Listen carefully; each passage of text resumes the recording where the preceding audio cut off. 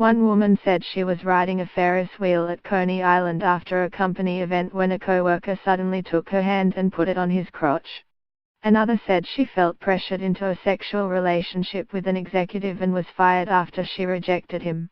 A third said that a coworker grabbed her face and tried to kiss her, and she used her umbrella to fend him off. These women did not work among older men at a hidebound company. They worked at Vice, an insurgent force in news and entertainment known for edgy content that aims for millennial audiences on HBO and its own TV network.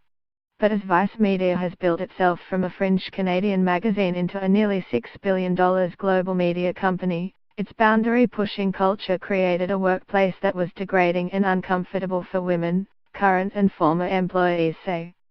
An investigation by the New York Times has found 4 settlements involving allegations of sexual harassment or defamation against Vice employees, including its current president. In addition, more than 24 other women, most in their 20s and early 30s, said they had experienced or witnessed sexual misconduct at the company, and wanted kisses, groping, lewd remarks and propositions for sex. The settlements and the many episodes of harassment the women described depict a top-down ethos of male entitlement at Vice, where women said they felt like just another party favor at an organization where partying often was an extension of the job. What stands out about the women's accounts, in the wake of a public reckoning over sexual assault and harassment by mostly older men, is that the allegations involve men in their 20s, 30s and 40s who came of age long after workplace harassment was not only taboo but outlawed. The misogyny might look different than you would have expected it to in the 1950s, but it was still there, it was still ingrained, said Kayla Rubel, a journalist who worked at Vice from 2014 to 2016. This is a wake-up call. Vice and its co-founder and chief executive, Shane Smith, have long been open about the company's provocative atmosphere. But Vice is now struggling to reconcile its past, famous for coverage of streetwear, drugs and sex, as well as its raucous parties, with its emergence as a global media company backed by corporate giants like Disney and Fox.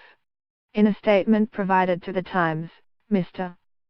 Smith and another co-founder, Suresh Alvi, said from the top down, "We have failed as a company to create a safe and inclusive workplace where everyone, especially women, can feel respected and thrive." They said that a boys' club culture at Vice had fostered inappropriate behavior that permeated throughout the company. The company distributed a longer version of the statement to its employees on Saturday. The company said it has been taking steps to transform itself in recent months as the national debate over sexual harassment reshapes workplaces, and as it became aware that the Times and other news outlets were working on articles about the experiences of women at Vice. Vice has formed a diversity and inclusion advisory board, which includes the feminist icon Gloria Steinem and is led by the lawyer Roberta Kaplan, hired a new head of human resources, and terminated 3 employees for what it called behavior inconsistent with its values.